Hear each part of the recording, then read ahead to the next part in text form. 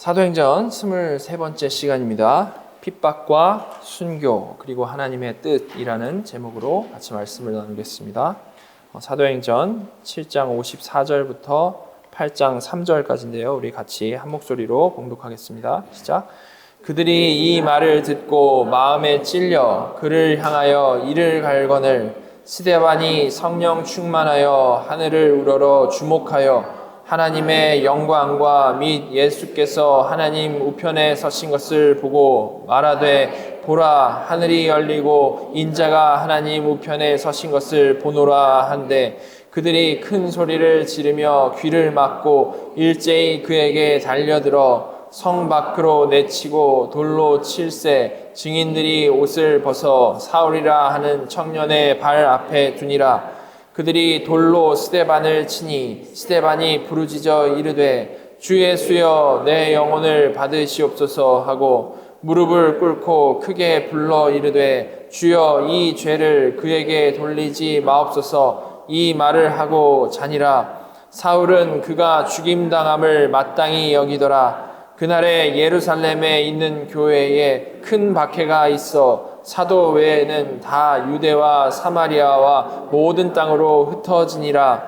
경건한 사람들이 스데반을 장사하고 위하여 크게 울더라. 사울이 교회를 잔멸할새 각 집에 들어가 남녀를 끌어다가 옥에 넘기니라. 아멘. 우리는 지난주에 스데반의 설교를 전체를 살펴봤습니다. 스데반은 그 당시에 율법을 거스르고 하나님을 모독한다라는 그 거짓된 고발로 인해서 재판을 받고 있는 그러한 상황이었는데요. 그럼에도 불구하고 스데반은 그가 그저 어떻게든 그 상황을 모면하려고 했던 것이 아니었고 담대하게 그들 앞에서 설교를 했습니다. 이 설교의 내용은 기본적으로는 유대인들이 아주 목숨과도 같이 여기는 중요한 구약 성경의 내용이 그 설교의 뼈대를 이루고 있었습니다. 즉 이 설교는 분명 유대인들도 다 아는 내용으로 구성된 설교였던 것인데 강조된 부분이 그들이 늘 생각하던 부분과 다른 부분이었다는 것이 특별한 점이었죠. 자, 스데반이 뭘 강조했습니까? 그들이 늘 영웅시하고 자랑스러워하고 듣고 싶어하는 그 내용을 강조했던 것이 아니고 그들 조상들의 그 모자라고 죄 많고 악한 역사에 대해서 강조를 했던 것이었습니다. 하나님이 보내신 하나님의 사람들을 그들 조상들이 대적한 이야기, 하나님의 율법에 반하는 삶을 그들 조상들이 살아왔던 그 이야기, 성막 성전으로 우상 숭배를 해온 이야기를 강조를 했던 것이죠. 자, 그리고 이 설교를 어떻게 마쳤습니까? 사실 이런 죄악은 절대로 그냥 너희 조상들만의 이야기가 아니고 너희도 너희 조상들과 동일하게 성령을 거스른 자들이며 또한 약속된 의인, 메시아, 예수 그리스도까지 잡아 죽인 자들이다 라고 강조를 하면서 이 설교를 마쳤죠. 이렇게 스데반은 그 상황이 어떻든지에 상관없이 정말로 때를 얻든지 못 얻든지 설교 듣는 자들이 죄를 돌아볼 수 있도록 그들을 책망했던 것입니다. 천사같이 변한 얼굴을 가지고 조금도 눈치봄이 없이 담대하게 말씀을 전했고요. 또한 각자가 돌아볼 수 있도록 구체적인 책망을 했던 것이죠. 자, 오늘 본문은 그런 스데반의 그 구체적인 책망, 설교의 마지막을 이루는 구체적인 책망에 이어져서 나타난 결과를 다루고 있습니다. 자, 같이 한 절 한 절씩 보면서 생각을 해보겠는데요. 54절 보시면 그들이 이 말을 듣고 마음에 찔려 그를 향하여 이를 갈거늘 이렇게 나와 있습니다. 말씀드린 대로 이 거듭나지 못한 종교인들은요, 이 말씀을 들어도 그것이 나를 공격하게 되면 절대 회개하지 못합니다. 그죠? 누군가가 내가 진짜 평생 동안 공들여서 열심히 쌓아놓은 그 성을 공격하게 되면 그저 어떻게든 그 공격한 대상을 제거하려고 하는 거죠. 그럼 수비하는 거 아니겠습니까? 그렇죠? 공격이 오니까. 사실 지금 이 스데반의 설교를 들은 자들도 그 반응이었던 겁니다. 여기서 그들이 이 말을 듣고 마음에 찔려라고 나와 있죠. 마음에 찔려. 여기서 이 찔렸다라는 이 표현은요. 마음이 갈기갈기 찢어졌다라는 표현입니다. 마음이 갈기갈기 찢어졌다. 즉 이 이 표현은 말씀을 듣고 회개로 나아가기 위해서 자기 자신을 돌아보는 그런 류의 찔림이 아니고 분노로 가득 차지 못해가지고 폭발하기 일보 직전의 상태를 말하는 그런 것을 표현하는 겁니다. 이게 그죠? 실제로 이와 비교해가지고 베드로의 설교를 듣고 난 사람들의 반응을 보시면요, 사도행전 2장 37절에 나와 있는데, 그들이 이 말을 듣고 마음에 찔려 베드로와 다른 사도들에게 물어 이르되 형제들아 우리가 어찌할꼬 하거늘. 여기서도 뭐 한글로 똑같이 마음에 찔려라고 나와 있죠, 그죠? 그러나 이거 원어로 보면 다른 단어입니다. 완전히 다른 단어예요. 즉 2장의 사람들은 성령님께서 그 마음을 무너뜨려 주셔가지고 정말 자신을 돌아보는 찔림이 있었던 거고요. 이 7장 사람들은 이 성령 충만한 스데반이 자꾸 자기가 쌓아놓은 성을 무너뜨리려고 하니까 극도로 분노한 것을 이렇게 표현을 한 겁니다. 누가는 이를 더 구체적으로 설명을 해서 뭐라고 말합니까? 그들이 스데반을 향하여 이를 갈았다라고 말을 하고 있죠. 이를 갈았다. 완전히 이성을 잃은 모습인 겁니다. 바른 진리가 선포됐는데 그거에 대해서 완전히 이성을 잃어버린 모습인 거죠. 자, 그렇게 그들이 완전히 이성을 상실하고 스데반을 죽일 기세로 노려보고 있던 그 순간에, 자, 스데반은 어떤 반응을 보입니까? 겁에 질려가지고 얼굴이 파랗게 질려버린 것이 아니었죠. 오히려 하나님께서는 그 위기의 순간에 스데반과 완벽하게 함께 해주셨습니다. 그래서 오히려 더 충만하게 역사해 주심으로 그의 마음과 생각을 지켜주셨던 것이죠. 자, 55절 보시면 스데반이 성령 충만하여 하늘을 우러러 주목하여 하나님의 영광과 및 예수께서 하나님 우편에 서신 것을 보고, 그 정말 가장 위기의 그 순간에 성령님께서는 스데반을 더욱 충만케 해주셔가지고 살기에 가득 차가지고 으르렁거리면서 달려오는 그들을 아예 보지를 않도록 아예 시선을 하늘로 돌려버리셔가지고 하나님의 영광을 보게 하시고 예수님께서 하나님 우편에 서 계신 것을 보게 해주신 겁니다. 하나님께서 정말로 가장 두려울 수밖에 없는 그 순간에 가장 영광스러운 장면으로 시선을 확 돌려버리신 거죠. 2주 전에도 우리가 좀 잠깐 나눴지만 이것이 바로 순교가 가능한 이유인 겁니다. 당연히 두려울 수밖에 없는 그 상황에서, 모두가 나를 지켜보면서 날 죽이려고 하는 그 상황에서 하나님께서는 그 두려움과 비교될 수 없는 압도적인 은혜를 경험하게 해 주심으로 오히려 그 상황 가운데서 담대할 수 있게 해주시는 거죠. 자, 그런데 스데반에게 보여주신 장면이 하늘의 영광과 하나님의 영광과 예수께서 하나님 우편에 서신 것이다 라고 이제 표현을 했는데, 이 장면, 여기에 무슨 의미가 있을까요? 왜 하나님께서는 여러 가지를 보여주실 수 있는데 이 장면을 보여주셨겠습니까? 보통 신약의 표현을 우리가 좀 잘 생각을 해보면 주님이 하늘 보좌 우편에 앉아 계신다라는 표현이 주로 나오지 않습니까? 그죠? 보좌 우편에 앉아 계신 주님, 그죠? 근데 여기서는 특별히 주께서 하나님 우편에 서 계신다라고 표현이 되어 있다는 겁니다. 물론 이는 특별한 의도가 있는 거죠. 자, 그래서 먼저 구약 성경에서 하나님이 서 계신다라는 것은 어떤 맥락에서 쓰여졌는지를 우리가 좀 보면 이해를 할 수가 있을 것 같습니다. 시편과 이사야서를 제가 연달아 좀 읽어드리겠는데요.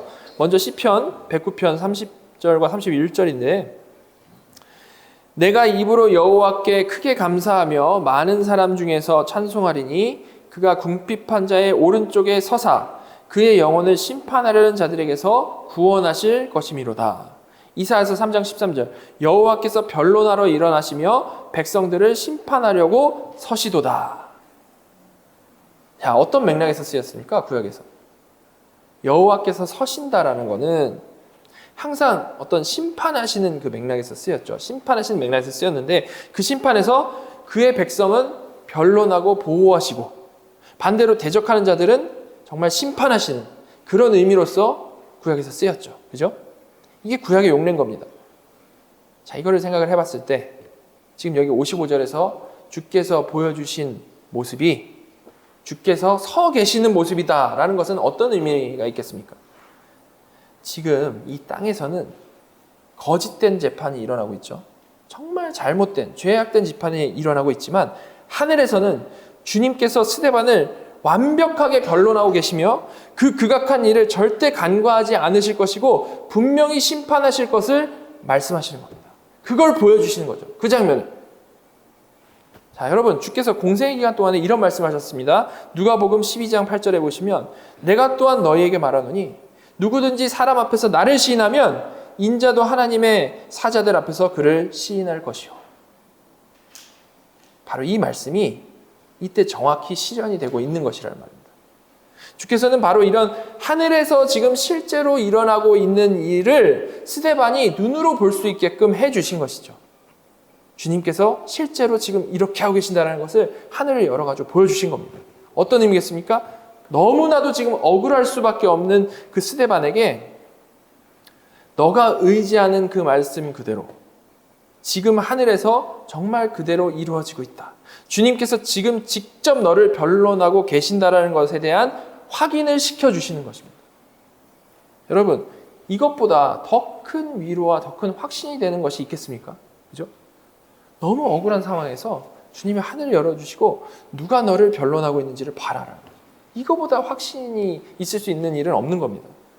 그래서 이 엄청난 장면을 목격한 스데반은 당연히 그것에 놀라가지고 외치지 않을 수가 없는 거죠. 그죠? 외치지 않을 수가 없는 겁니다. 우리도 그런 상황이 오면 외치지 않을 수가 없을 겁니다. 56절 보시면 말하되 보라 하늘이 열리고 인자가 하나님 우편에 서신 것을 보노라 한데 너무 놀라운 모습, 너무 위로가 되는 모습이 눈앞에 보이므로 소리치지 않을 수가 없었던 겁니다. 그의 가슴이 정말 얼마나 벅차고 이 감격에 넘쳤을지를 생각해 볼 수 있는 부분이죠. 그렇지 않겠습니까? 자, 근데 좀 더 이 스데반의 외침을 좀 생각을 해보면 여기 스데반이 주님을 인자라고 표현하고 있는 것을 우리가 볼 수 있는데요. 신약에서 인자라는 표현은 사실 주님께서 스스로를 인자라고 표현하신 것 외에는 여기서 스데반이 유일합니다. 즉 그 누구도 주님을 인자라고 표현을 하지를 않았고 이렇게 표현하는 것이 신약에서 일반적이지 않다라는 거죠. 자, 그럼 이렇게 스데반이 특이하게 눈앞에 보이는 주님을 인자라고 표현을 했다? 이게 무슨 의미일까요? 우리가 좀 전에 살펴본 누가복음 12장 8절 그 주님의 약속에서 주님께서 자신을 뭐라고 표현하셨는지 다시 보시기 바랍니다. 누구든지 사람 앞에서 나를 시인하면 인자도 하나님의 사자들 앞에서 그를 시인할 것이다. 이때 주님이 스스로를 인자라고 표현하셨죠. 자, 그래서 우리가 생각을 해볼 수 있는 것은 스데반은 분명히 이 지금 너무 어려운 순간에 모두 다 자기를 죽이려고 하는데 그 가운데 설교를 했지 않습니까? 이 어려운 순간에 주님이 주신 이 약속을 붙잡고 담대하게 말씀을 전하고 있었다라는 생각을 해볼 수가 있는 겁니다. 살해의 위협을 받는 무서운 상황이었지만 어떤 상황에서도 주님을 시인하면 사람의 아들이신 주님께서 인자께서 하늘에서 나를 분명히 시인하실 것이다 라는 그 믿음으로 말씀을 담대하게 선포하고 있었던 것이죠. 그렇죠? 그런데 그러고 있는 그 생각하고 있는 와중에 진짜 하늘이 열리고 그 인자께서 하나님의 사자들 앞에서 자신을 시인하고 계신 것이 눈앞에 딱 보인 겁니다. 그래서 스데반은 하나님 앞에서 나를 시인하실 바로 그 인자께서 하나님 우편에 계신다라고 정말 감격적으로 외친 것이죠. 믿고 의지하던 그 말씀이 눈앞에 나타나서 보이니까 너무 놀랍고 감사하고 위로가 돼가지고 바로 그분이 저기 계신다라고 외친 겁니다. 정말 생각해보면 너무 놀랍고 가슴 벅찬 그런 상황인 것이죠. 자, 그러나 마음 가운데 질투심과 분노로 가득 찬 유대인들은요, 이런 스데반의 모습을 보면서 오히려 더욱 분노하게 됩니다. 더욱 분노하죠. 그래서 그들이 이렇게 반응했습니다. 57절, 58절. 그들이 큰 소리를 지르며 귀를 막고 일제히 그에게 달려들어 성 밖으로 내치고 돌로 칠세. 증인들이 옷을 벗어 사울이라 하는 청년의 발 앞에 두니라. 분노로 가득 찬 그들은 큰 소리를 지르면서 귀를 일제히 막고 스데반에게 달려들었다. 큰 소리를 지르면서 귀 막고 달려들었다. 여기서 달려들었다라는 표현을 보면요, 이게 주님의 공생 기간에 있었던 일인데 누가가 그 단어를 쓰고 있습니다. 군대 귀신이 들어간 그 돼지떼가 호수에 달려 들어가서 몰살됐을 때 그 단어입니다. 돼지떼가 호수에 달려 들어간 그 단어. 누가는 이들이 스데반을 향해 달려든 것을 그 돼지떼와 동일하게 지금 표현을 하고 있는 거죠. 이게 어떤 느낌으로 달려드는 것인지 그 느낌이 오시죠? 그죠? 자, 그리고 이들이 그렇게 달려들 때 큰 소리를 지르며 귀를 막았다라고 하고 있는데 이들 왜 귀를 막았을까요? 일단 이들은 예수가 하나님 보좌 우편에 서 있다라는 말, 이거를요 신성모독으로 생각을 했습니다. 예수가 하나님 우편에 계신다? 신성모독이다. 그래서 그런 불경한 소리를 더 이상 듣지 않겠다라는 표현으로서 큰 소리를 지르면서 귀 막는 행동을 한 거죠.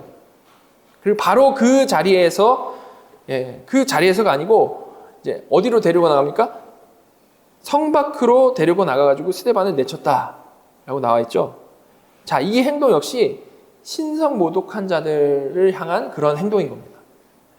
여기서 안 되고 불경한 자를 성 밖으로 끌고 나가서 돌로 쳐 죽이는 거. 그죠? 자, 그런데 여러분, 이들의 행동이 겉보기에는 그 유대인들의 전형적인 신성모독을 한 것에 대한 분노로 보이지만 정말 그 이유가 다겠습니까? 어떻게 생각하시나요? 이들이 정말 신성모독에 대해서 그렇게 정말 마음으로부터 분노했을까요?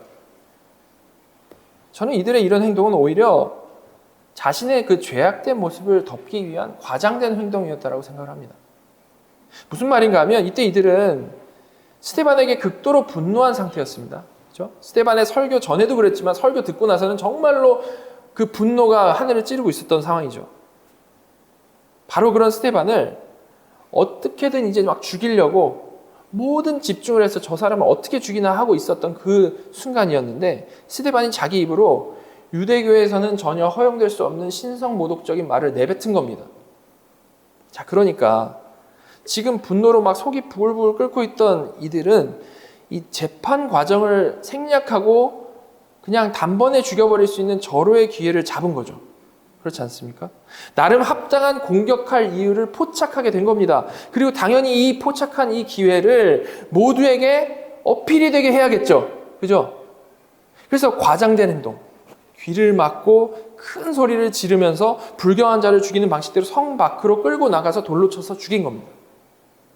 이런 과장된 행동을 통해서 그들이 말하고 싶었던 게 뭐겠습니까? 이 살인은 절대 우발적인 게 아니고 신성모독에 대한 심판이다. 이거는 분명히 신앙적인 표현이다. 라는 것을 모든 사람들 앞에서 표현하고 싶었던 거죠. 우리는 이렇게 신앙적인 행동을 한다. 이들은 이렇게 자신들의 끌어오르는 분노도 해결을 하고 동시에 자신들이 신앙적인 행동을 했다라는 것까지 가면으로 챙겨 먹으면서 끝까지 유지할 수 있는 그런 기막힌 방법을, 그들 입장에서 기막힌 방법을 선택한 겁니다. 아주 역겨운 죄인들의 모습이죠. 여러분, 그런데 이는 지금도 마찬가지입니다.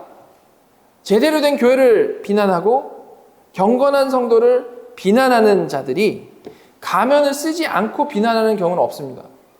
언제나 그런 사람들은 어떻게 하죠? 마치 교회를 진심으로 생각한다라는 듯한 표정과 논리를 갖추고 공격하고 비난하고 분란을 일으킵니다. 사실 마음은 다른 데 있으면서, 사실 마음은 그저 분노로 가득 차 있으면서 다른 사람들의 동의를 얻기 위해서 의로운 척하고 신앙적인 척을 하는 거죠. 그러나 여러분, 스데반 때나 지금이나 이건 진짜 다를 바가 없는 겁니다.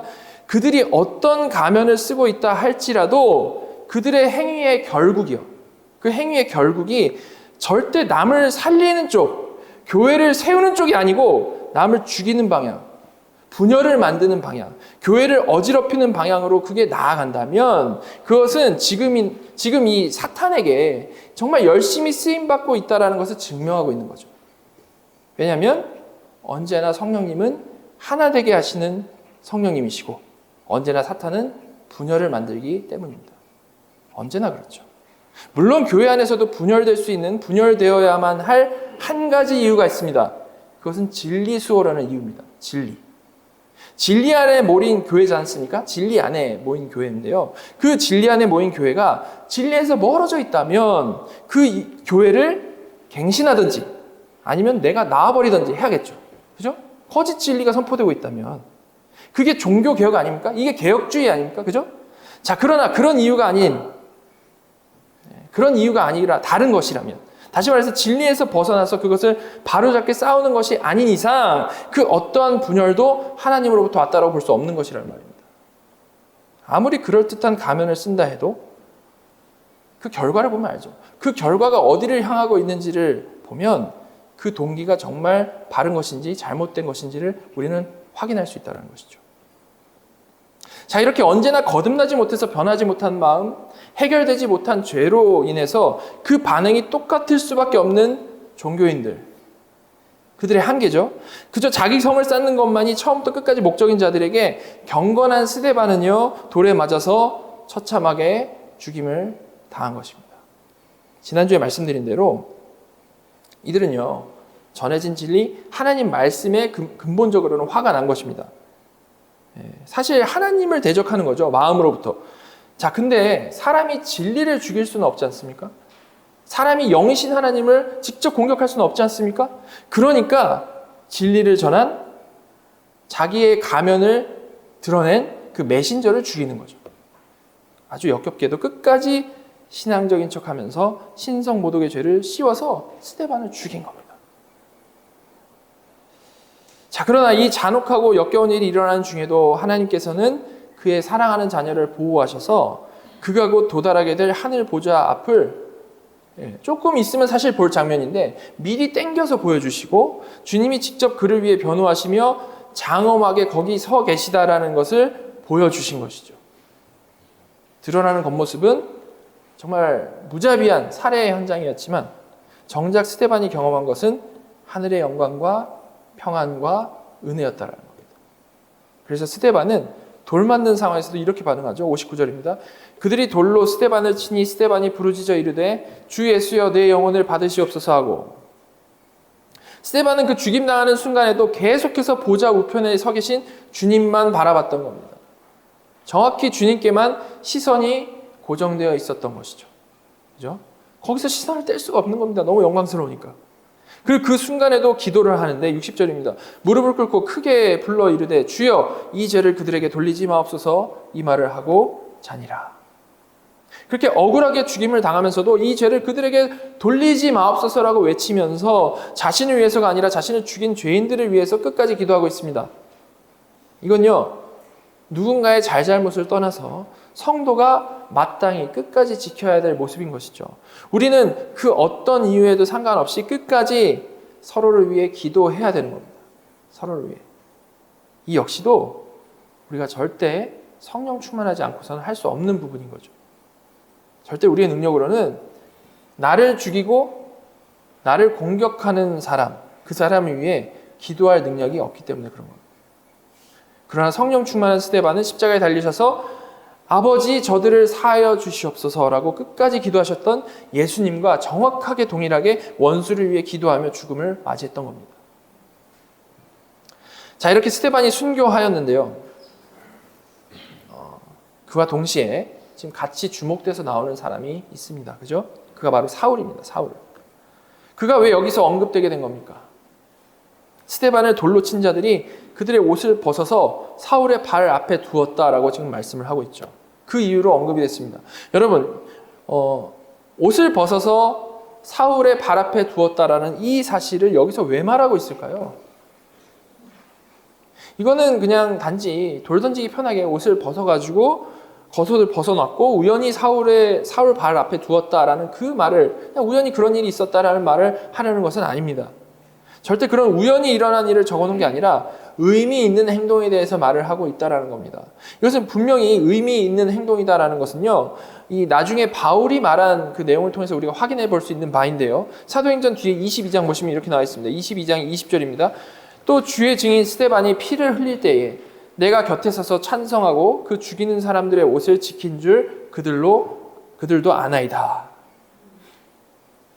옷을 지켰다는 것이 만약에 그냥 우연히 옆에 서 있다가 옷을 맡아준 것이라고 한다면 바울은 이렇게 표현을 하질 않았겠죠. 그죠? 옷을 지킨 것은 분명히 의미 있는 상징적인 행동이라는 겁니다. 자, 그럼 이게 어떤 의미일까요? 다시 7장 58절 보시면 사울의 발 앞에 그 옷을 벗어놓은 사람들이 누구라고 지금 표현되고 있습니까? 그들이 증인들이다 라고 나와 있는데, 이때 증인들이라고 하면 앞서 스데반을 고소하기 위해서 거짓 증언을 했던 사람들, 돈으로 매수된 자들을 말하는 것입니다. 그죠? 그런 그들이 스데반을 돌로 치면서 그 겉옷을 일제히 사울 앞에 놓고 갔다라는 겁니다. 자, 이렇게 옷을 벗어놓는 행동이 절대 무의미한 행동이 아니고 의미 있는 행동이고, 또한 그 증인들이 정확히 사울 앞에 옷을 벗어놓은 행동, 그것에 대해서 우리가 생각을 해볼 때 우리가 내릴 수 있는 충분한 가능한 결론은요, 사울이 이런 사건의 배후이거나 적어도 아주 깊이 관여된 사람이다라고 우리는 충분한 추측을 해볼 수 있는 것이죠. 절대 그냥 옆에서 아무 의미 없이 구경한 사람일 수가 없다는 겁니다. 이렇게 사울, 이 젊은 시절의 바울은 잘못된 종교적 신념에 의해서 이런 잔혹한 일까지도 가담하고 주도했던 그런 사람이었다는 겁니다. 우리는 사도 바울의 이미지 때문에 보통 이런 부분을 적극적으로 조명을 하지를 않죠. 그죠? 누가는 근데 이런 사울을 스데반의 죽음과 분명히 연결시켜서 설명을 하고 있는 겁니다. 사울이 원래 이런 자였어라는 거죠. 자, 그런데 이렇게 극도로 혼란스럽고 잔혹한 순간에도 하나님의 자녀 스데반의 시선과 마음은 이미 하나님의 보좌 앞에 가 있었기 때문에 전혀 흔들림 없이 그 마지막 순간에 참 평강을 누렸던 것인데요. 누가는 이런 그의 모습을 한마디로 그가 잔다라고 표현합니다. 그가 잔다. 지금 이 이미지가 완전히 반대되지 않습니까? 완전히 격양돼서 어떻게든 죽이려고 살기 등등해가지고 돌 들고 쫓아오는 그 유대인들과 완전히 다른 완벽한 평강 안에서 죽음을 맞이한 스데반. 이 스데반의 모습을 잔다라고 한마디로 표현을 한 겁니다. 여러분, 불신자에게 죽음은요, 가장 고통스럽고 가장 두려운 일일 수밖에 없습니다. 왜 그럴 수밖에 없죠? 왜냐하면 불신자는 자신이 죽고 난 뒤에 어떤 일이 일어날지에 대해서 조금도 알 수 없기 때문에 그렇습니다. 그리고 그렇게 모든 불신자는 사후 세계에 대해서 아무것도 모르기 때문에 그저 자신의 의, 다시 말해서 내가 착하게 살고 내가 어떻게 살았는지, 그 착하게 살았는지 못 살았는지를 기준으로 죽음 이유를 상상해 보는 것 외에는 더 할 수 있는 게 없죠. 언제나 이 인과응보적인 사고방식으로 죽음 이유를 그냥 생각해 볼 수밖에 없는 것이 불신자들이라는 겁니다. 모든 다른 종교들이 딱 그 수준으로 사후 세계를 설명하죠. 다 인과응보 아닙니까? 그죠? 이렇게 죄인의 상상은 그냥 늘 거기까지인 겁니다. 따라서 거듭나지 않은 사람은 절대로 그 누구도 죽음 이후가 자신이 있을 수 있는 사람은 없죠. 그죠? 그리고 그렇기 때문에 당연히 모든 죄인은 죽음 이후가 너무 두려울 수밖에 없는 겁니다. 자, 그러나 여러분, 거듭난 성도는 어떻죠? 성도는요, 평생 죽음 이후에 어떤 일이 일어날 것인지를 평생 들어온 사람들이죠. 그리고 평생 죽음 이후에 만날 그 하나님과 다양하게 교제해온 경험이 있는 사람들입니다. 과거에 어떻게 나를 인도하셨는지, 저렇게 나를 어떻게 지금까지 이렇게 인도해 오셨는지, 그리고 성도의 삶에는 분명히 이런 것들이 경험으로 축적되어져 있다는 거죠. 그리고 가장 중요한 것은 죽음 이후에 절대로 나의 의가 아니고 그리스도의 의로 하나님 앞에 나아간다는 것을 우리는 알고 믿고 의지하는 사람들입니다. 따라서 성도는 죽음의 공포에 떨지 않을 수 있고요. 오히려 그 가운데 진정으로 참 평강을 누릴 수 있는 것이죠. 나의 의가 아니니까. 그죠? 스데반처럼 꼭 극적인 어떤 돌에 맞아 죽는 그런 상황이 아니라 할지라도 거듭난 성도 모두는 누구나 성령 안에서 이런 동일한 복을 누리고 결국 죽음을 통해서 영광스러운 하나님의 품 안에 안기게 되는 것입니다. 아는 결론을 더 극대화시켜서 누리게 되는 것이죠. 자, 이렇게 지난 몇 주간 계속 살펴본 대로 불신자와 성도는요, 여전히 죄인이라는 공통점 때문에 겉보기에는 비슷해 보이는 부분이 참 많이 있습니다. 그럼에도 불구하고 근본적으로 이 뿌리가 달라져 버린 사람들이기 때문에 완전히 다른 마음으로 완전히 다른 길을 걸을 수밖에 없는 존재라는 거죠. 자, 다시 본문으로 돌아와서 8장 1절 보시면 사울은 그가 죽임당함을 마땅히 여기더라. 그날에 예루살렘에 있는 교회에 큰 박해가 있어 사도 외에는 다 유대와 사마리아 모든 땅으로 흩어지니라. 스데반을 죽인 자들의 이 옷을 맡았던 사울은요, 그가 죽임당한 것을 마땅히 여겼다라고 나와 있습니다. 마땅히 여겼다. 여러분, 지금 사울의 상황을 좀 생각을 해보시기 바랍니다. 사람이 돌에 맞아 죽은 그 잔혹한 상황을 바로 눈앞에서 본 그 상황이죠. 그렇지 않습니까?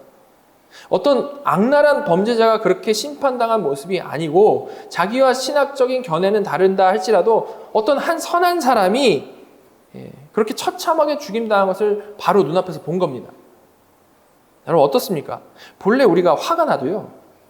실제 그런 잔혹한 장면을 목격했다면 하나님을 잘 믿는 경건하다라고 자부하는 사람으로서 그 마음이 찔리고 어느 정도 이건 잘못된 거 아닌가? 라고 생각해야 맞는 거 아니겠습니까? 이거 내가 너무 과했나? 이렇게 생각해야 되는 거 아니겠습니까? 그죠? 그러나 사울은 그 죽임당함을 눈으로 똑똑히 보고도 이를 마땅히 여겼다라고 나와 있어요. 여기서 이 잘못된 종교적 열심이 어떻게 사람의 눈을 가리고 신경을 마비시키는지를 보게 되는 거죠. 객관적으로만 생각해봐도 이거 너무 잘못된 일인데 하나님을 향한 왜곡된 열심이 이를 아무렇지 않게 정당한 것으로 받아들이게 한다라는 겁니다. 정말로 무서운 거죠. 그죠?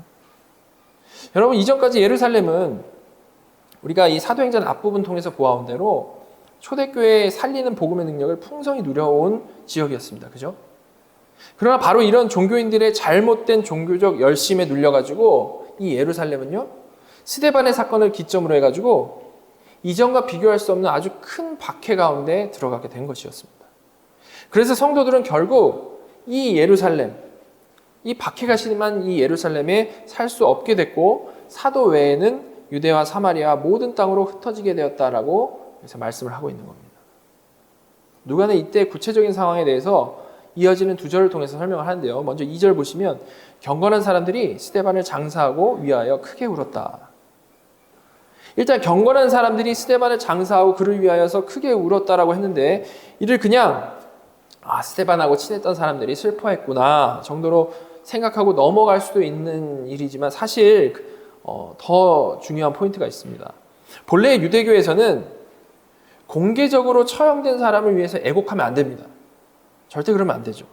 그런데 이들은 스데반을 공개적으로 장사하고 크게 울었다라고 말을 하고 있는 겁니다. 즉 이들은 자신의 위험을 감수하고 스데반의 이런 죽음에 대해서 공적으로 저항을 한 겁니다. 사실 이들이 아무리 억울하고 아무리 스데반 때문에 슬펐더라도 스데반이 재판도 제대로 받지 못하고 그냥 직결 심판으로 돌에 맞아 죽은 것을 생각을 한다면 무서워서 이렇게 공적으로 그 가운데 저항을 하기가 힘들겠죠. 그러나 그럼에도 불구하고 이들은 이렇게 분명한 표현을 했다라는 겁니다. 끝까지 신앙 아래서 행동한 사람들인 거죠. 자, 그러면 이렇게 대단한 결정을 하고 대단한 표현을 한 사람들인데 우리가 생각해 볼 수 있는 해피엔딩은 뭘까요? 이때 하나님의 놀라운 기적이 일어나서 구약에서처럼 이 악한 자들을 진멸시켜 주시고 이들을 보호해 주시는 것이겠죠. 그게 해피엔딩 아니겠습니까? 이 신앙적인 결단을 한 사람들을 위한 하나님의 보호하심. 그런데 그러면 참 좋을 텐데 이어지는 이야기가 그렇지 않았죠. 3절입니다. 사울이 교회를 잔멸할새 각 집에 들어가 남녀를 끌어다가 옥에 넘기니라. 여기서 사울이 교회를 잔멸했다라는 표현이 나왔는데 이 잔멸했다는 표현이 뭐냐면 사나운 짐승이 먹잇감을 찢어 죽이는 표현을 말하는 겁니다. 짐승이 사자, 호랑이 이런 짐승이 먹잇감을 찢어 죽이는 그런 표현이 잔멸하다는 표현. 스데반의 옷을 맡았고 이를 마땅히 여겼던 그 악랄한 사울이 그냥 그렇게 배후에서 조종하는 수준에 머물지 않고 앞장서가지고 교회를 야수가 먹이를 찢어 죽이듯이 핍박했다는 거죠. 우리의 바울이. 그 방식도 집에 찾아다니면서 그냥 보이는 사람 한 게 아니라 그 집에 찾아다니면서 남녀를 모두 끌어다가 여기 끌어다가라는 이 표현도 뭐냐면 질질 끌고 왔다라는 표현이에요. 질질 끌어다가 옥에 넘기는 방식으로 핍박했다라고 나와 있습니다. 이 구절에 쓰인 시제를 보게 되면 사울이요 이거 한두 번 한 게 아니고 오랫동안 지속해서 이거 행했다라는 것을 이 시제를 통해서 우리가 확인할 수 있는 부분입니다. 그래서 추측할 수 있는 것은 스데반이 죽었을 때 장사 지내고 애곡한 그 성도들, 공개적으로 애곡한 그 성도들은 공개적으로 다 그 일을 했기 때문에 아마도 모두 이 핍박하는 데 그 열심히 특심이었던 사울에 의해서 집에 다 찾아가가지고 질질 끌려 나가가지고 감옥에 갇혔을 것으로 생각해 볼 수 있겠죠. 그죠? 이렇게 스데반이 순교당한 이후에 초대교회는 정말 걷잡을 수 없는 핍박 아래 놓이게 된 겁니다. 자, 이런 심각하게 어려운 상황을 경험하게 된 그 당시 거듭난 성도들. 너무 심각하게 어려운 상황이죠. 어떤 생각을 그들은 할 수 있었을까요? 이때 분명히 그 경건한 성도들은 분명히 열심히 기도했을 겁니다. 그렇지 않겠습니까? 얼마나 열심히 기도했겠습니까? 그리고 얼마 전까지 수많은 기적을 일으켜 보여주셨고 은혜 주셨던 그 하나님께서 능력으로 역사해 주시기를 정말로 바랬겠죠. 그러나 그럼에도 불구하고 그 핍박은 멈추질 않았고 실제로 수많은 사람들이 잡혀가서 감옥에 갇히게 되었다는 겁니다. 그리고 여러분, 이렇게 잡혀가는 것은 설령 피했을지라도 그 핍박 때문에 평생 살던 예루살렘에서 떠나가지고 뿔뿔이 흩어지게 된 사람들의 상황, 이들 또한 어땠겠습니까? 잘 살기 위해서, 더 잘 살기 위해서 어떻게 계획적으로 이민을 간 게 아니고요. 누가 있어서 막 목적지를 향해서 떠난 것도 아닙니다. 그냥 핍박 때문에 너무 견딜 수가 없어가지고 제일 중요한 거 몇 개 챙겨가지고 빨리 도망간 거죠. 그렇죠? 정말 갈 바를 알지 못하고 예루살렘을 떠나게 된 겁니다. 이렇게 그 성도들이 분명히 열심히 간구했을 것임에도 불구하고 이 극심한 고난은 그들을 피해가지 않았다는 겁니다. 그래서 이런 상황을 보고 세상 사람들이 만약에 이걸 보고 평가를 내렸다면, 그 동네에 있는 세상 사람들이 이 크리스천들 보면서 평가를 내렸다면 어떻게 평가를 내렸겠습니까? 초대교회의 이 실패의 순간을 우리가 본다라고 평가하지 않았겠습니까? 잘 나가는 것 같다가 박해가 시작되고 나서 결국 실패한 저 그리스도인들 하면서 찌릿거리지 않았겠습니까? 그렇죠? 자, 그러나 이를 우리가 영적인 눈으로 보면 전혀 그렇지가 않다. 영적인 눈으로 보면. 여러분, 주께서 승천하시면서 무슨 말씀을 주셨죠? 사도행전 1장 8절이죠. 오직 성령이 너희에게 임하시면 너희가 권능을 받고 예루살렘과 온 유대와 사마리아와 땅 끝까지 이르러 내 증인이 되리라 하시니라. 예루살렘에서 복음의 능력을 강하게 경험하면서 성장했던 교회는 스데반 순교 사건 이후로 분명히 큰 어려움을 겪게 되었습니다. 그러나 이로 인해서 교회는 주님께서 승천하시면서 예언하신 대로 온 유대와 사마리아와 땅 끝까지 이르러 주님이 증인이 되는 방향으로 드디어 나아갈 수 있게 된 것이죠. 분명 악으로 인해서 고통받는 상황에 처한 것이었습니다. 그러나 하나님께서는 이를 통해서도 뜻하신 바를 이루셨다는 겁니다. 하나님께서는 예루살렘에서 그들이 핍박받을 때에 응답하시지 않은 것처럼 보였지만 오히려 그들이 어려운 상황 때문에 예루살렘을 떠나게 되었고 떠난 그 한 명 한 명이 모두 복음을 전하는 귀한 통로로 사용되는 아주 놀라운 복을 누리게 되었다는 겁니다. 이게 바로 하나님의 섭리하심인 거죠. 자, 여기까지가 오늘 우리가 살펴본 본문인데요. 여러분, 오늘 살펴본 이 본문은 상당히 무거운 내용들로 가득 차 있습니다. 교회 직분자로 안수받고 사명을 감당하다가 무자비하게 돌에 맞아 죽은 스데반의 이야기가 나와 있고, 그리고 그 후에 큰 박해 가운데 끌려나가가지고 감옥에 갇히고 또한 여러 곳으로 뿔뿔이 흩어져 버릴 수 없었던 그 성도들의 이야기가 나와 있습니다. 사실 다 매우 슬프고 우울하고 정말 안타까운 이야기들이죠. 그죠? 그러나 말씀드린 대로 이 사건들은 그렇게 겉으로 보이는 게 다가 아니었다라는 말입니다. 돌에 맞아 처참하게 죽임당한 스데반은 본래 정말 가장 고통스럽고 가장 두려울 수밖에 없는 그 돌에 맞아 죽는 순간에 오히려 하나님의 영광을 보고 자신을 변호하시면서 굳게 서 계신 주님을 두 눈으로 똑똑히 보는 복을 누렸기 때문입니다. 그리고 물론 그 죽음 이후에 바로 그 주님의 품 안에 안겼겠죠. 그죠? 어떻게 보면 미리 당겨서 그 모든 것을 누리게 해주신 겁니다. 때때로 우리가 살면서 보게 되는 것은 하나님을 잘 믿는 것 같다가도 타락해서 사실 자신이 거듭난 성도가 아니었음을 역으로 증명하는 경우들을 참 많이 보게 되는데, 스데반은 끝까지 복음을 전하다가 마지막 순간까지 하나님의 보호하심 아래서 그 영광을 누리며 교회사의 첫 번째 순교자로 기억되게 된 것입니다. 하나님의 완벽한 지키심이죠. 그죠? 그리고 스데반뿐만이 아니고 큰 박해 가운데 고난당한 성도들도 물론 그 당시에는 심각한 어려움 속에 힘든 시간들 당연히 보냈겠죠. 그죠? 그러나 하나님께서는 결국 그들을 온 유대와 사마리아와 땅 끝까지 이르는 주님의 증인들로 삼으신 것이었습니다. 이렇게 하나님께서는 그들이 고난을 통해서 오히려 영광스러운 사명을 감당할 수 있도록 인도해 주신 것이죠. 여러분, 우리 인간이라는 존재는요, 한 방향으로 흐르는 이 시간 안에서 몇십 년 되지도 않은 이 짧은 경험을 가지고 이리저리 헤매고 여러 가지 고민을 하면서 살아가다가 죽는 존재입니다. 아무리 우리가 지혜롭게 살아간다 한들, 아무리 성공을 했고, 아무리 돈을 많이 벌고, 아무리 유명해지고, 아무리 인생에 대단한 족적을 남겼다 한들, 우리 대부분은 우리가 죽고 나서 몇 년 후면요, 그저 가족들만 가끔 기억에서 떠올리는 존재일 뿐이고요. 몇십 년 후면 안타깝게도 기억에서 완전히 잊혀져 버릴 존재들일 뿐입니다. 생각을 해보세요.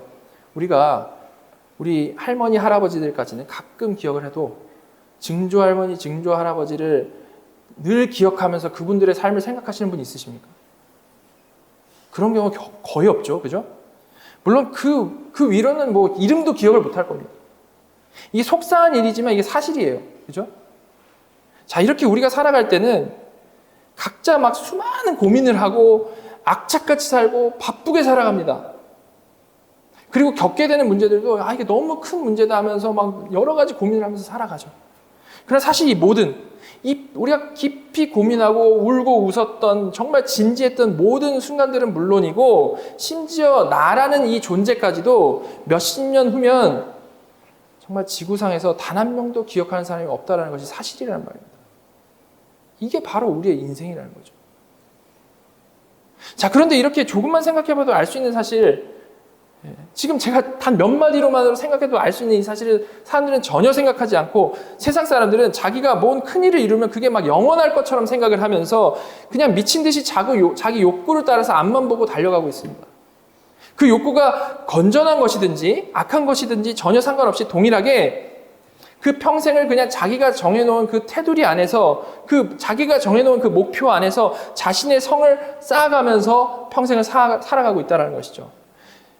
그것이 조금만 생각해봐도 그거 모래성이고 그거 일장춘몽이라는 것을 애써 부인하면서 살아가고 있다는 겁니다.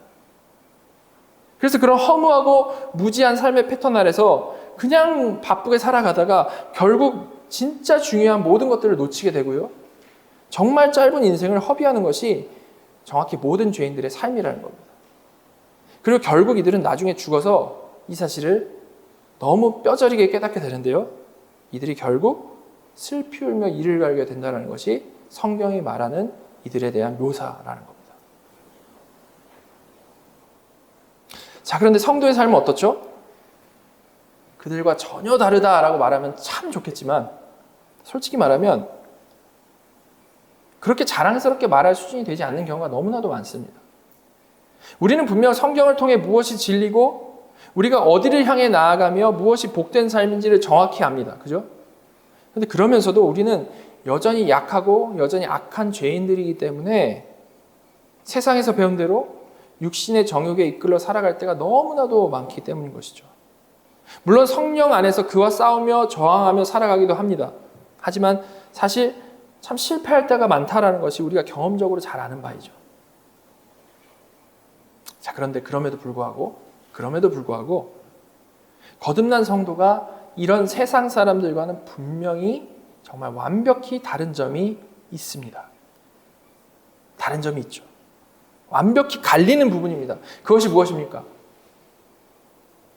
그것은 그렇게 정말 별 볼 일 없는 우리를, 정말 답이 없는 우리를 정말 크고 강한 손으로 붙잡으셔서 복된 결론을 맺게 하시는 하나님의 일하심이 우리에게는 있다는 것입니다. 우리는 예수 믿는다라고 하면서도요, 늘 눈앞에 보이는 일들에 사로잡혀가지고 그냥 전전긍긍하면서 살아가고 영혼을 바라보며 살아간다라고 막 거창하게 말하면서도 사실 오늘 입을 것, 오늘 먹을 것 걱정하느라 거의 대부분의 시간을 허비하면서 살아가죠. 그죠? 이렇게 생각을 해보면 우리 수준은 정말 한심하게 이를 데가 없는데 그 가운데 하나님께서는 우리를 어떻게 인도하신다는 겁니까? 그의 거듭난 자녀들을 가장 복된 길로 인도하시기 위해서 마치 장기판의 돌들을 옮기시는 것처럼 그 위에서 하나님께서는 우리를 보시고 우리 인생을 주권적으로 하나하나 이끌어 가신다는 겁니다. 하나님의 강하신 손이 정말 꼼짝 않고 버티려고 하는 이 황소 같은 우리를 이 모든 섭리하심을 통해서 옮기신다는 거죠. 얼마나 복된 것입니까? 우리는 근데 여전히 눈앞에 있는 것밖에 못 보는 자들이기 때문에 그 하나님의 그 주권적인 옮기심 안에서 이를 이해하지 못하고 고통스러워할 때가 참 많습니다. 내가 가야 할 길은 이것이다 라고 열심히 계획하면서 살았는데 하나님이 막으시고 다른 길로 옮기실 때 우리는 이거를 너무 힘들어하죠. 난 이쪽으로 가고 싶은데 하나님이 저쪽으로 옮기시면 막 어쩔 줄을 몰라 한다는 겁니다. 하나님 이럴 수 있습니까 하면서. 그러나 여러분, 시간 안에서 바둥대며 정말 몇십 년 살지도 못하는 인생, 몇십 년 후면 정말 아무도 이 지구상에 기억하지도 않는 이런 존재인 정말 우주의 먼지와도 같은 우리의 이 판단이, 이 얄팍한 판단이 영원하신 창조주 하나님의 판단에 비할 바겠습니까? 절대 그렇지 않죠. 이사야서에서 하나님께서는 이렇게 말씀하셨습니다. 55장 8절 9절 여호와의 말씀에 내 생각은 너희의 생각과 다르며 내 길은 너희의 길과 다르니라. 하늘이 땅보다 높음 같이 내 길은 너희의 길보다 높으며 내 생각은 너희의 생각보다 높으니라. 여러분, 바로 이런 우리가 조금도 그 생각을 가늠할 수 없는 정말 광대하신 하나님, 전능하시고 전지하신 하나님께서 이루시는 정말 가장 중요한 일이 우리의 구원이라는 겁니다. 그러니까 이때 우리를 구원하신다라는 것의 의미는요, 하나님께서 우리를 구원하신다라는 것의 의미는요, 절대 죽어서 천당 가게 해주시겠다라는 그 약속만일 수가 없는 거죠. 온 우주 만물을 창조부터 지금까지 매 순간 완벽히 통치하시는 하나님이신데 설마 우리는요, 그 남은 인생 동안만 딱 떼가지고 의도적으로 그냥 그때만 내버려 두시다가 딱 그 기간만 공백으로 내버려 두시다가 천국만 가게 하시겠습니까? 절대 그럴 리가 없죠. 그냥 말도 안 되는 생각인 겁니다. 통치하시는 하나님이 우리를 분명히 통치하신다는 거죠. 여러분, 이렇게 하나님의 구원하심이라는 것은 절대 천당 티켓 하나만 달랑 주신다는 것이 아니고 이 구원은 하나님께서 우리 안에 오셔가지고 절대 떠나지 않으시며 철저히 하나님이 원하시는 길로 인도하실 것이라는 약속인 것입니다. 그렇게 인도하시다가 바로 그 장차올 천국에 들어가게 하시는 것이 그 전체가 우리의 구원이라는 거죠. 물론 말씀드린 대로 하나님의 생각과 인도하시면 우리가 헤아릴 수 없기 때문에 그 구원의 과정 가운데 이해가 안 되고 아플 때가 참 많이 있습니다. 그러나 우리가 성경을 통해 믿고 확신하는 바가 무엇입니까? 그 나를 꽉 붙잡고 인도하시는 하나님께서는 나를 그냥 쓰다 버리는 악한 주인이 아니시고 나를 자신의 독생자를 희생시키면서까지 사랑하신 나의 아버지시다라는 사실이죠. 그리고 그 아버지께서는 선하신 하나님이시다라는 사실입니다. 선하신 하나님. 그렇기 때문에 우리가 확신할 수 있는 것은 우리가 가게 될 그 어떠한 길도 언제나 그것은 가장 선하고 가장 복된 길이라는 확신인 겁니다. 이 길은 100년도 못 사는 내가 이해돼가지고 내가 좋아해가지고 좋은 길인 게 아니고 하나님이 전능하신 통치자이시고 그 하나님께서는 선하시며 그 하나님께서 사랑하는 나의 아버지시기 때문에 가장 좋은 길이라는 거죠. 이렇게 우리의 확신은요, 하나님에 대한 신뢰 위에 있는 겁니다. 하나님이 하시는 길이기 때문에 나는 확신할 수 있는 것이죠. 여러분, 우리가 이 사실을 정말 마음으로부터 깊이 깨닫는다면 살아가며 경험하는 여러 상황들 때문에 우리가 그것 때문에 좌절할 수 있겠습니까? 절대 그렇지 않죠. 물론 우리는 흔들릴 수 있습니다. 연약한 자들이니까요. 그러나 성도는 그 상황 가운데서 믿음으로 곧 일어나서 오히려 그런 상황을 통해서 하나님이 나를 어떤 선한 길로 인도하실까? 나에게 어떤 복을 허락하실까? 내 얄팍한 지혜로는 잘 이해가 안 되는데 이건 과연 어떤 귀한 하나님의 뜻일까를 기대하며 기도하며 또한 경험적으로 알아가며 더 온전히 하나님을 의지하게 되는 겁니다. 다른 어떤 이유가 아니고 그 하나님께서 나를 사랑하시는 아버지라는 그 사실 때문에 모든 상황 속에서 결국은 평안으로 수렴하게 되는 것이고요. 모든 상황 속 결국은 하나님을 찬양할 수 있게 되는 것입니다. 스데반도 그리고 정말 심각한 박해 가운데 있었던 옥에 갇히고 흩어졌던 그 수많은 성도들도 다 그와 같은 하나님을 믿는 믿음으로 하나님을 신뢰하는 그 신뢰함으로 하루하루를 살아갔다는 것이죠.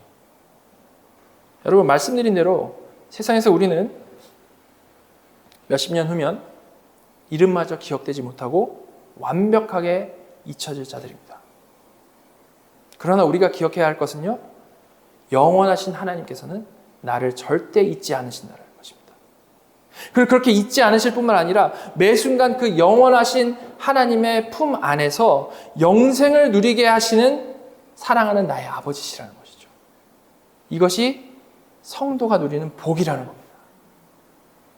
여러분, 이거를 믿는 믿음으로 이 땅을 살아가며 그저 내 뜻대로 안 된다고, 내 고집대로 안 된다고 일희일비하지 마시고 그 어떤 상황에서도 정말 철저히 주님만 의지하며 스데반과 수많은 성도들이 누렸던 그 하늘의 압도적인 평강을 누리고 그 어떤 상황 가운데서도 기뻐하며 감사하며 찬양하는 코너스톤 교회 모든 지체들 되시기를 간절히 소망합니다. 같이 기도하도록 하겠습니다. 하나님, 스데반의 순교를 보면서 그리고 또한 핍박받고 옥에 갇히고 사방으로 뿔뿔이 흩어진 그 성도들을 보면서 우리의 계획과 기대를 넘어서는 하나님의 그 거룩하신 뜻이 있음을 생각하게 해주셔서 감사드립니다.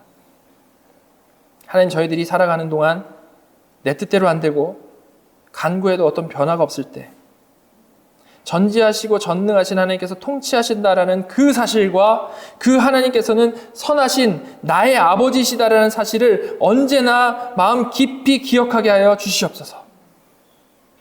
그래서 그 어려움 가운데 좌절하고 낙심하고 죄를 지으며 하나님으로부터 오히려 멀어지는 것이 아니고 오히려 그 가운데 하나님의 뜻이 무엇인지를 생각하며 하나님께서 주시는 귀한 레슨을 통해서 정말 잘 배우는, 날마다 그 가운데 자라나는 자녀들 다 되게 인도하여 주시옵소서.